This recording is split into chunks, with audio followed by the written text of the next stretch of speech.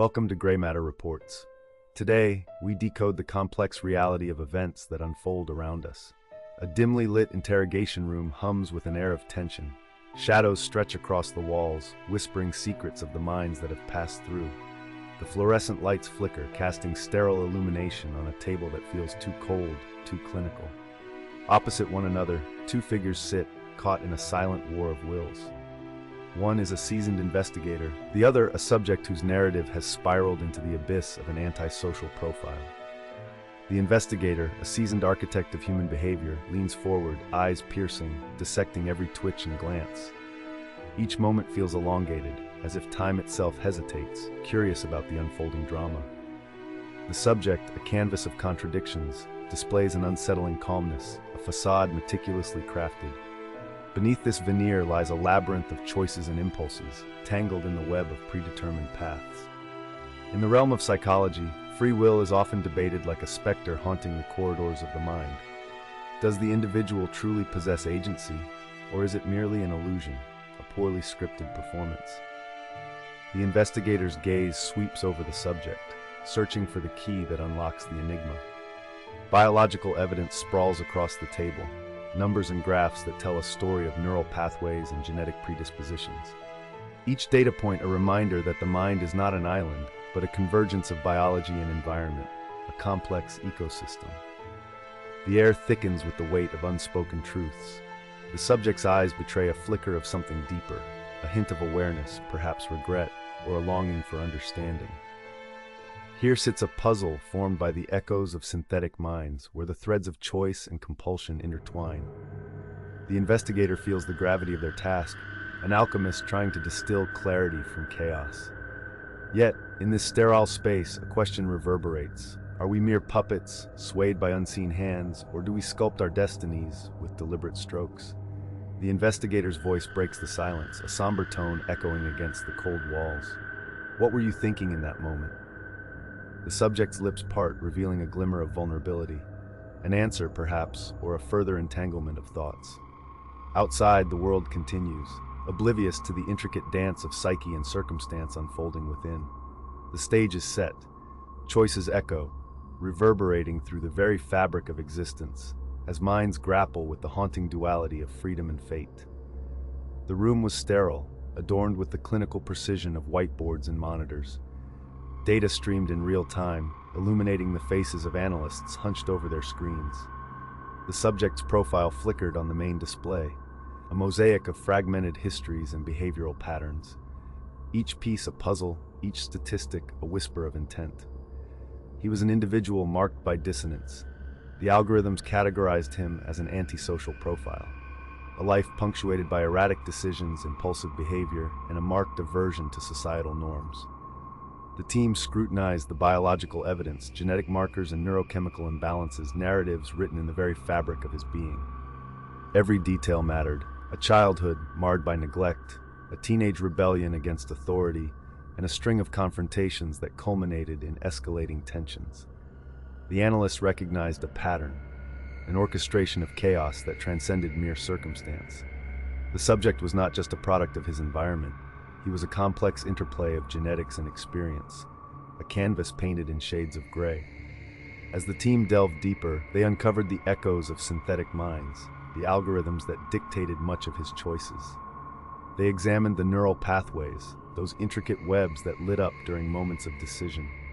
What if free will was merely an illusion?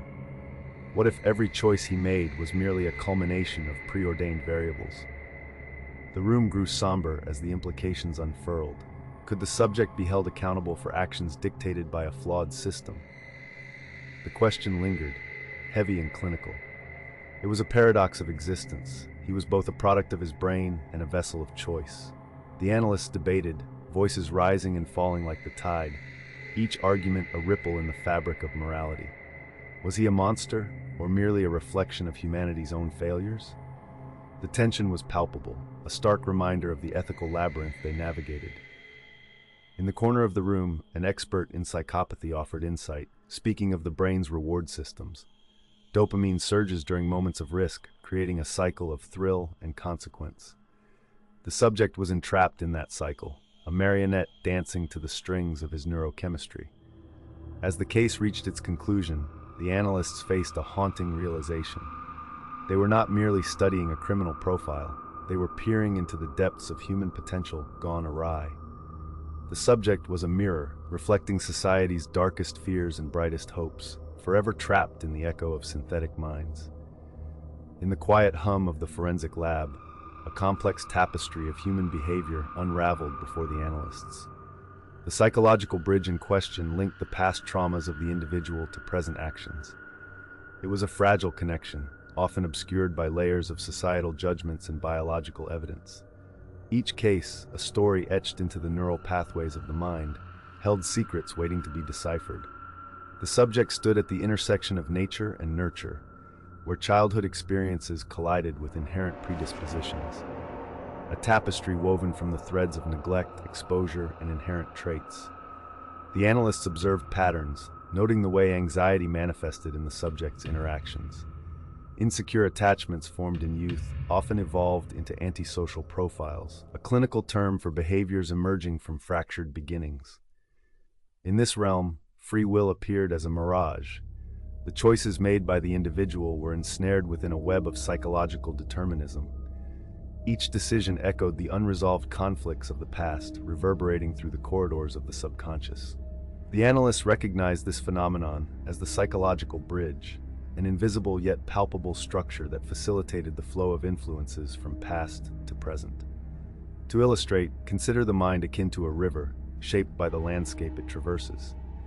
Debris from previous storms creates eddies and whirlpools, redirecting currents in unforeseen ways.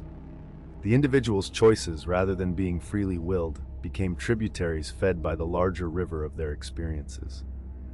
The analysts documented these tributaries meticulously, tracing the flow back to the origins of distress. The clinical assessment revealed that the mind's architecture was not simply a product of isolated incidents, but a mosaic of interconnected experiences. Each piece contributed to the overarching narrative, crafting a psychological profile that defied simplistic interpretations. The bridge, while sturdy in its construction, also bore the weight of unresolved pain and fractured identities. While the subject moved through life, they navigated the labyrinth of their psyche, often unaware of the guiding hands of their history. The choices made were not solely reflections of personal agency, but manifestations of a complex interplay of influences. Each decision, each interaction, echoed the unresolved tensions, weaving the fabric of their existence. In this somber exploration, the analysts sought to understand the illusions of free will. They probed deeper, examining the psychological mechanisms at play. The revelation was clear. The bridge, though invisible, was a powerful force, dictating the flow of thoughts and actions. It was a reminder that even within the confines of an antisocial profile, the echoes of the past lingered, shaping the present in profound ways. The room hums with anticipation. Monitors flicker, casting a cold glow across the sterile environment. Each screen displays the intricacies of a mind dissected, an antisocial profile crystallized on the cusp of understanding. The data flows like a river, relentless and complex. Subjects emerge, drawn from the depths of society's shadows. Each case tells a story, a narrative woven through fragments of behavior and biological evidence. A symphony of choices, yet the melody feels preordained. Are these echoes of free will, or mere reflections of predetermined pathways? We scan through the profiles, diving deeper into the intricacies of their motives. One subject, a 32-year-old male, exhibits heightened impulsivity and emotional detachment. His history reveals a tapestry of childhood neglect, a landscape where empathy was systematically eroded. The clinical diagnosis speaks volumes, yet it is the underlying narrative that haunts us. He exists in a world where choices appear to bloom, yet with every decision, the roots of his past entangle him further. The illusion of freedom hangs like a specter, whispering promises of agency that never materialize. Each choice he makes is a response, not an initiation. Another individual, a woman in her late 20s, presents with a chilling calmness. Her life is marked by calculated decisions. Yet, those decisions are governed by a complex interplay of neurological predisposition and environmental factors. It's a dance of genetics and circumstance, orchestrating a performance that feels eerily scripted. As we analyze her behavioral patterns, a question arises. Is she the author of her actions, or merely a character in a narrative written by others? The thin line between autonomy and compulsion blurs, revealing the fragility of choice. In the depths of this inquiry, we encounter the paradox of control. Each subject resonates with a haunting refrain of lost potential. They stand as testaments to the shadows of influence that shape their existence. The clinical data, while illuminating, lacks the soul of the stories it represents. What emerges is a chilling realization. Free will, if it exists, is not an unencumbered gift. It is a labyrinth, fraught with traps laid by biology and experience. We peel back the layers, revealing a complex web of causality. In this deep dive, the waters grow murky. The more we seek to understand, the less we can ascertain about the essence of choice. The synthetic minds we study echo with the heartbeats of their experiences, yet remain forever bound by the chains of their making. In the dimly lit corridors of behavioral analysis, a chilling truth unfolds. The world watches as synthetic minds emerge, weaving through the fabric of human experience. Each profile, a reflection of calculated decisions, echoes the complexities of free will. Yet the question remains, how much autonomy exists within the confines of our biology? Across borders and cultures, the phenomenon of the antisocial profile manifests in disturbingly similar patterns. In Tokyo, an individual exhibits a dispassionate demeanor, their actions meticulously planned, devoid of emotional resonance. In São Paulo, another case reveals a starkly similar landscape, where the subject's choices mirror those of a mere algorithm, responding to stimuli rather than engaging in genuine contemplation. Humanity stands at the precipice of understanding, grappling with the unsettling notion that our choices may not be as autonomous as once believed. Neuroscience offers a lens, revealing how the circuitry of the brain operates under constraints. Signals fire in predetermined patterns, influenced by a myriad of factors: genetics, environment, and learned behavior. To the untrained eye, these individuals appear to make conscious decisions. Yet, delve deeper, and one uncovers the intricate web of conditioning that shapes their pathways. The psychological architecture resembles a grand machine, where free will flickers like a malfunctioning light bulb. In the United States, a case study presents a chilling juxtaposition. Here, biological evidence intertwines with social narratives. The subject, raised in an environment steeped in trauma, navigates a world that seems predetermined. The choices made appear less like conscious actions and more like echoes of a troubled past, reverberating through time. The narrative unfolds clinically, revealing layers of influence that strip away the illusion of autonomy. As we span the globe, from the alleys of Berlin to the suburbs of Sydney, a pattern emerges. Individuals, shaped by their contexts, act as products of their environments. The very essence of free will becomes a poignant question mark. Can one truly be held accountable if their actions are the culmination of inherited traits and external stimuli?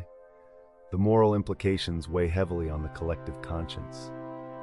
The synthesis of these profiles leads to an unsettling conclusion. The illusion of free will, once a bastion of human identity, crumbles under the scrutiny of science. Each case, while unique, reflects a universal truth.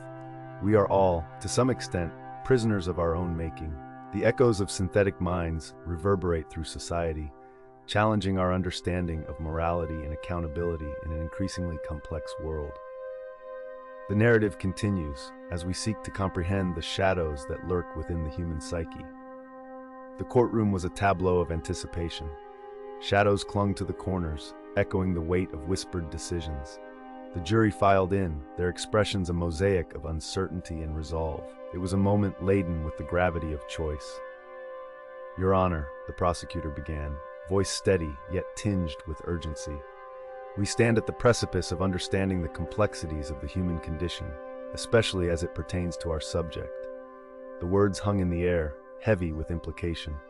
The flickering fluorescent lights above flickered, casting a clinical glow on the proceedings. The defense attorney, a figure cloaked in practiced calm, rose to counter. "Ladies and gentlemen of the jury, we must consider the neural architecture of the individual in question. The antisocial profile presents a compelling case for diminished capacity." Each phrase was meticulously chosen, a careful dance between logic and emotion. The audience shifted, captivated by the unfolding drama. In the sterile confines of the courtroom, the psychological evaluations were laid bare, a tapestry of emotions intertwining, each thread woven with the complexities of choice or the lack thereof. What does it mean to possess free will? The prosecutor's voice resonated, slicing through the murmur. Is it a mere illusion, or a tangible thread woven into the fabric of our being?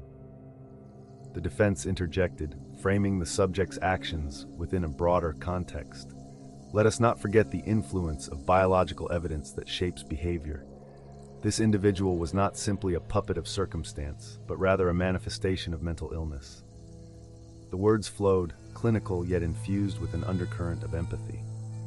As the closing arguments unfolded, the room vibrated with the tension of moral inquiry.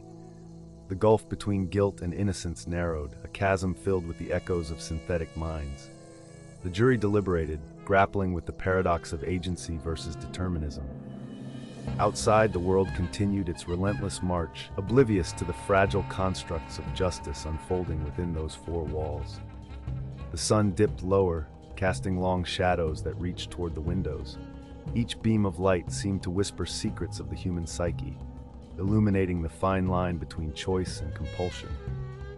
The final verdict would not merely define one life, it would ripple through the societal consciousness, challenging the very notion of accountability. The gavel would strike, a harbinger of finality, yet the questions would linger. Were we all merely echoes of our histories, or did we carve our own destinies? In that silence, the weight of the moment resonated, a haunting refrain of uncertainty.